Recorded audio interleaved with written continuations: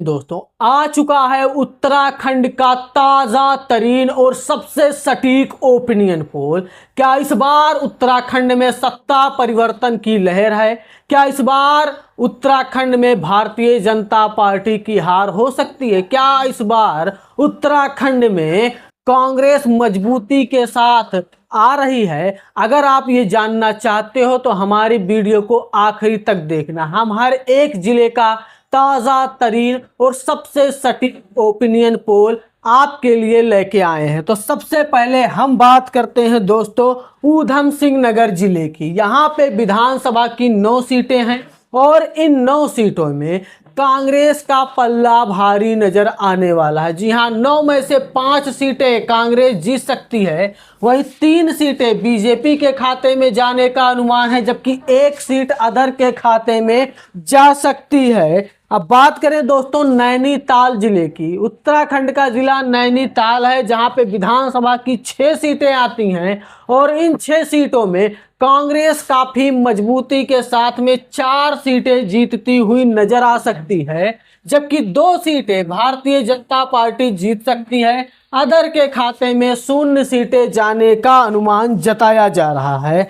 चंपावत जिले की बात करें, विधानसभा की 2 सीटों वाला जिला है, पर यहां से कांग्रेस को काफी बड़ा नुकसान देखने को मिल सकता है 0 के रूप में। वहीं अदर के खाते में भी 0 सीटें जाने का अनुमान जताया जा रहा है। इस जिले को पूरी तरीके से क्लीन स्वीप करते हुए भारतीय जनता पार्टी नजर आ सकती है इस बार चुनाव में। जी हां, चंपावत की 2 के दोनों सीटें भारतीय जनता पार्टी जीतती हुई नजर आ सकती है। अब बात करते हैं दोस्तों पिथौरागढ़ जिले की। विधानसभा की 4 सीटों वाला यह जिला है और यहाँ पे जो लड़ाई है वो बराबरी के होते हुए नजर आ सकती है। 4 में से 2 सीटें कांग्रेस के खाते में जाती हुई नजर आ सकती है, वहीं 2 ही सीटें भारतीय जनता पार्टी के खाते में जाने का अनुमान जताया जा रहा है। अदर के खाते में 0 सीटें जाने का अनुमान जताया जा रहा है। तो पिथौरागढ़ में जो मुकाबला है 4 सीटों पे वो बराबरी का होता हुआ नजर आ सकता है। अल्मोड़ा में विधानसभा की 6 सीटें हैं और इन 6 सीटों में कांग्रेस काफी मजबूती के साथ में 4 सीटें जीतती हुई नजर आ सकती है, जबकि भारतीय जनता पार्टी 2 सीटों पर सिमटती हुई नजर आ रही है। वहीं अदर के खाते में 0 सीटें जाने का अनुमान जताया जा रहा है। अब बात करते हैं दोस्तों बागेश्वर जिले की। विधानसभा की 2 सीटों वाला यह जिला है और यहाँ पे जो मुकाबला है वो काफ़ी खींचतान का होता हुआ नजर आ सकता है। 2 में से 1 सीट भारतीय जनता पार्टी जीत रही है, पर 1 सीट यहाँ पे कांग्रेस भी जीतती हुई नजर आ सकती है इस बार। अब बात करते हैं दोस्तों पौड़ी गढ़वाल की। विधानसभा की 6 सीटों वाला जिला है पौड़ी गढ़वाल और इस बार यहाँ पे 1 सीट अदर के खाते में जाने का अनुमान जताया जा रहा है। जो मुख्य लड़ाई कांग्रेस बनाम भारतीय जनता पार्टी की है, यहाँ पे कांग्रेस को 3 सीटें और बीजेपी को 2 सीटें मिलती हुई नजर आ सकती है।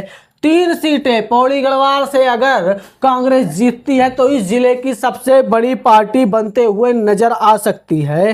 टिहरी गढ़वाल की बात कर ले दोस्तों। विधानसभा की 6 सीटों वाला जिला है टिहरी गढ़वाल और यहाँ पे यानी कि इन 6 सीटों पे कांग्रेस काफ़ी मजबूती के साथ में अभी से ही तैयारियां करती हुई नजर आ रही है। 6 में से 4 सीटें कांग्रेस जीत सकती है, जबकि 2 सीटें यहां से बीजेपी जीत सकती है। अदर के खाते में 0 सीटें जाने का अनुमान जताया जा रहा है। तो टिहरी गढ़वाल में 6 में से 4 सीटें जीत के कांग्रेस सबसे बड़ी पार्टी बनते हुए नजर आने वाली है।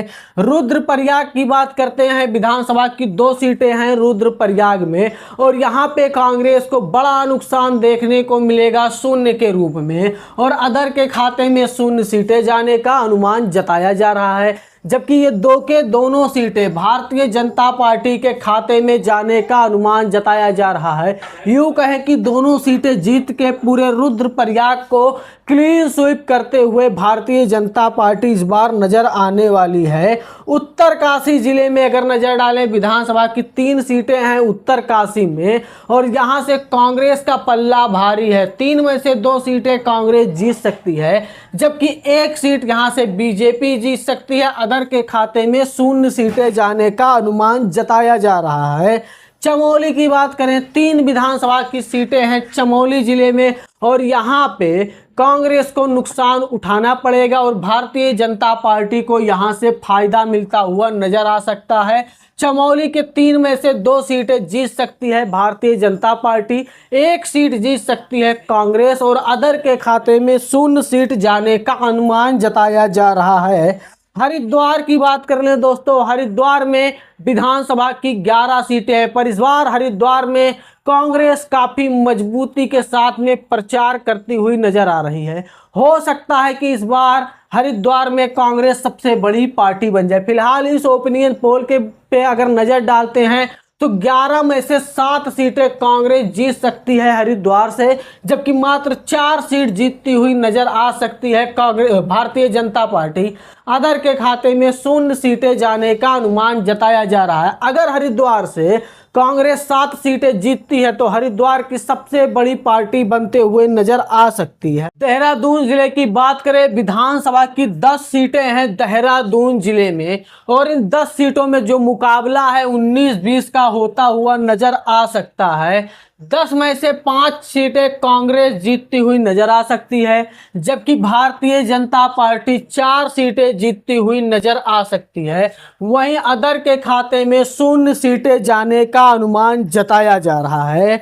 अब बात करते हैं दोस्तों कुल विधानसभा की 70 सीटों की। जी हाँ, उत्तराखंड के ताजा तरीन ओपिनियन पोल में 70 सीटों में से 3 सीट अदर के खाते में दी गई है, जबकि मुख्य लड़ाई जो है वो कांग्रेस बनाम भारतीय जनता पार्टी होने वाला है उत्तराखंड में। और इस बार उत्तराखंड में ऐसा लग रहा है कि जो लहर है वो बदलाव का लहर है। जी हाँ, तो 70 में से 29 सीटें जीतती हुई नजर आ सकती है इस बार भारतीय जनता पार्टी, जबकि 38 सीटें कांग्रेस के खाते में जाने का अनुमान जताया जा रहा है और बहुमत के लिए 36 सीटों की आवश्यकता पड़ने वाली है। तो इस ओपिनियन पोल के अनुसार इस बार उत्तराखंड में 38 सीटें लाके कांग्रेस पूर्ण बहुमत की सरकार बनाते हुए नजर आ सकती है। वहीं 29 सीटें ला करके भारतीय जनता पार्टी एक मजबूत विपक्ष के रूप में बैठ सकती है। आपका इस ओपिनियन पोल के बारे में क्या राय है? आप अपना राय कमेंट बॉक्स में जरूर दें और बताइएगा कि क्या उत्तराखंड में इस बार भारतीय जनता पार्टी की विदाई होने वाली है? क्या इस बार राहुल गांधी के चेहरे पे एक बार फिर से उत्तराखंड में कांग्रेस का उदय होते हुए नजर आने वाला है? हम आपसे मिलते हैं अगली वीडियो में, तब तक के लिए धन्यवाद।